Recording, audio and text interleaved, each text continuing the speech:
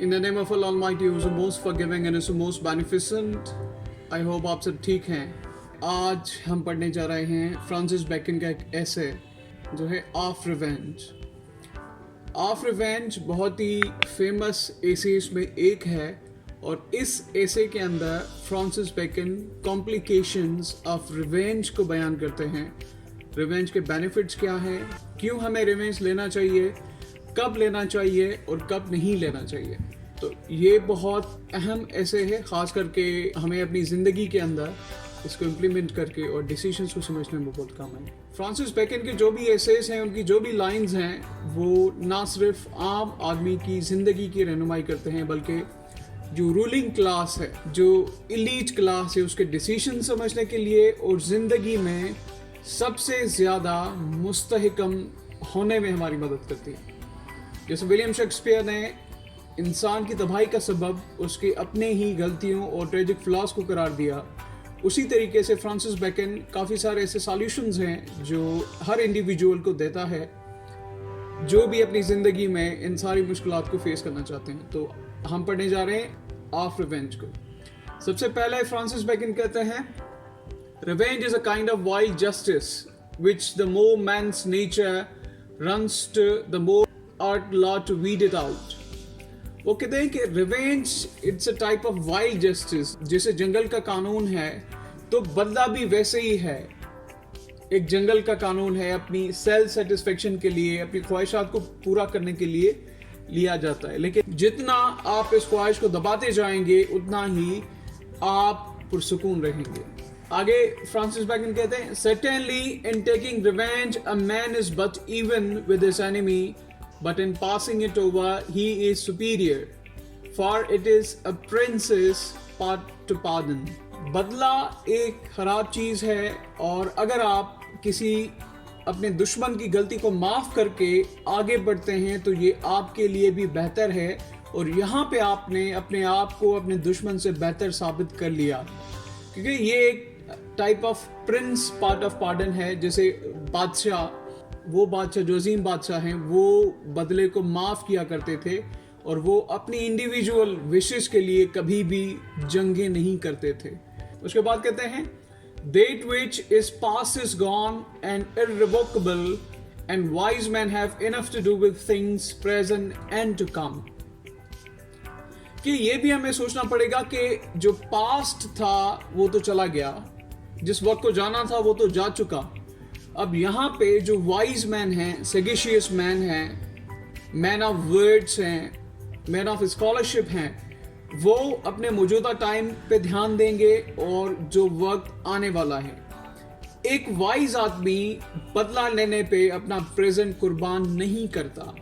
ये Francis bacon का कहना है और उसके लिए यही काफ़ी है कि वो जो वक्त उसे अपनी ज़िंदगी में मिला है उसे अपनी बेहतरी के लिए इस्तेमाल करें. उसके आगे कहते हैं, therefore they do but trifle with themselves, they labor in the past matters.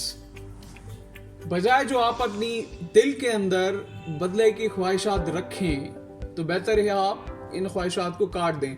जो चीज़ें पास्ट में हो चुकी हैं उनको याद करके आप अपने आप को नुकसान देंगे, आप अपने ब्रेन को नुकसान देंगे, अपने ख्वाहिशात को नुकसान देंगे, आपका टाइम ज़ाया होगा और इस टाइम में आपकी अपनी ज़िंदगी पूरी ख़राब होगी. आगे कहते हैं, there is no man doth a wrong for the wrong sake but thereby to purchase himself a profit or pleasure or honour or the like.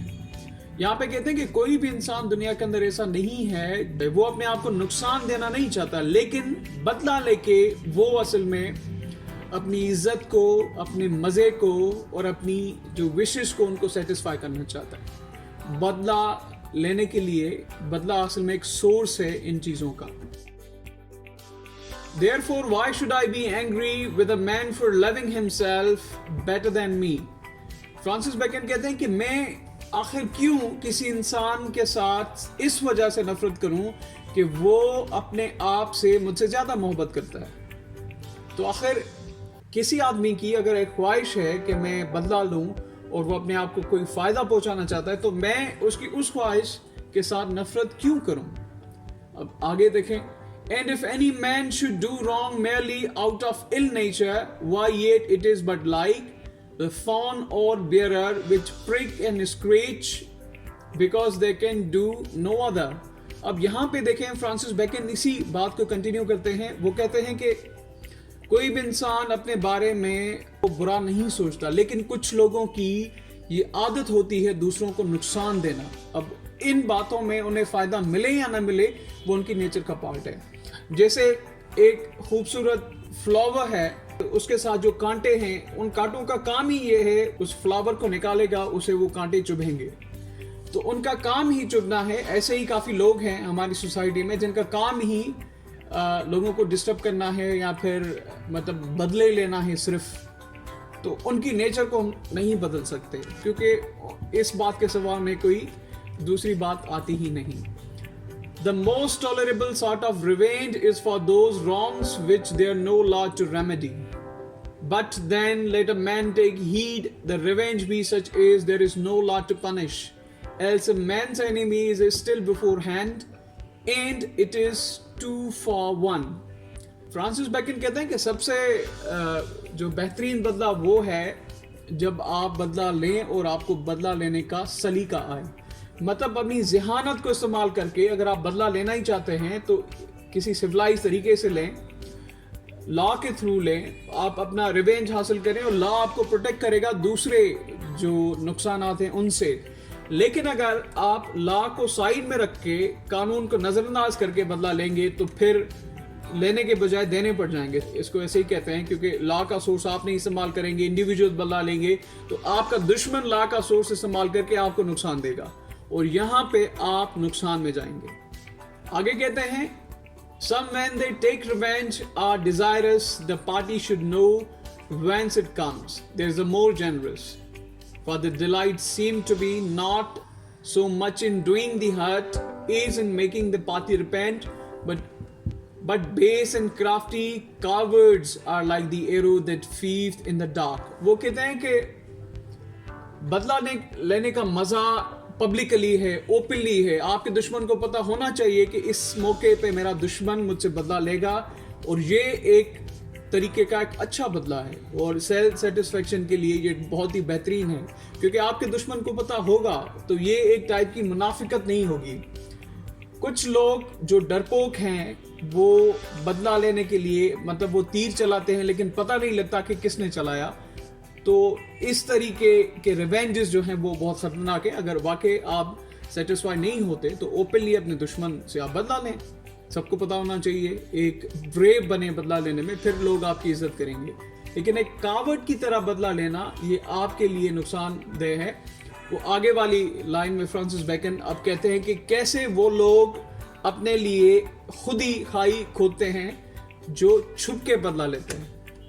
अब यहाँ पे कहते हैं कि Cosmos, Duke of Florence, had a disparate saying against the previous neglecting friends, as if those wrongs were unpardonable. Francis Bacon ने यहाँ पे as a reference इस बात को यूज किया है. दुश्मन को माफ कर देना चाहिए लेकिन उस दोस्त को कभी माफ नहीं करना चाहिए जिसने आपके साथ गलत किया. और उसके बाद है but yet the spirit of Job was in a better tune.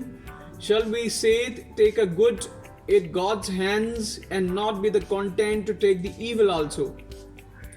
And so friends in the proportion. अब वो कहते हैं कि दोस्तों को भी दुश्मनों की तरह हमें माफ कर देना चाहिए क्योंकि दोस्तों से हमें फायदे मिलते हैं तो नुकसान के लिए भी हमें ज़हनी तौर पे तैयार रहना चाहिए क्योंकि दोस्त अगर फायदा दे सकते हैं तो वो नुकसान भी दे सकते हैं. तो ये बेहतर है जैसे आप अपने दुश्मन को माफ करते हैं तो अपने दोस्त को भी माफ कर दें. This is a certain that a man that studied revenge keeps his own wounds green which otherwise would heal and do well. Francis Bacon इन लाइंस में कहते हैं कि जो आदमी अपने रिवेंज को बार बार याद करता है वो असल में अपने ही घाव, अपने ही वुंड्स उनको ताज़ा रखता है, उनको हील होने नहीं देता, उनको ही स्क्रैच करता रहता है. तो वो उसकी बॉडी के लिए, उसकी रूह के लिए बहुत नुकसानदेह है. उसे ये चाहिए कि उनको छोड़ दे जैसे वो हील हो सके वक्त के साथ. Public revenges are for the most part of fortune. Ace wait for the death of Caesar, for the death of Pertinax, for the death of Henry III of France and many more. Bacon कहते हैं कि बदला एक अच्छी बात भी है अगर वो पब्लिकली लिया जाए या फिर अपनी कौम के लिए लिया जाए, तो वो बदला बेहतर होता है।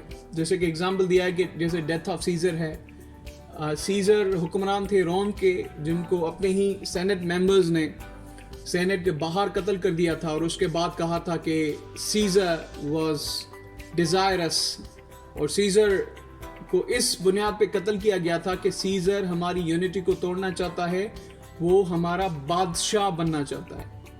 तो रोम के अंदर रिपब्लिक सिस्टम था, वो अपने हुक्मरान को चूज किया करते थे, ना कि मतलब सिलेक्ट होता था। तो जब सीजर एम्बिशियस बन गया तो उनको अपने ही सेनेट मेंबर्स ने कत्ल कर दिया। उसके बाद कहते हैं पर्टिनेक्स का भी बदला है, वो पब्लिकली लिया गया, और उसके बाद हेनरी III ऑफ फ्रांस को भी पब्लिकली मारा गया।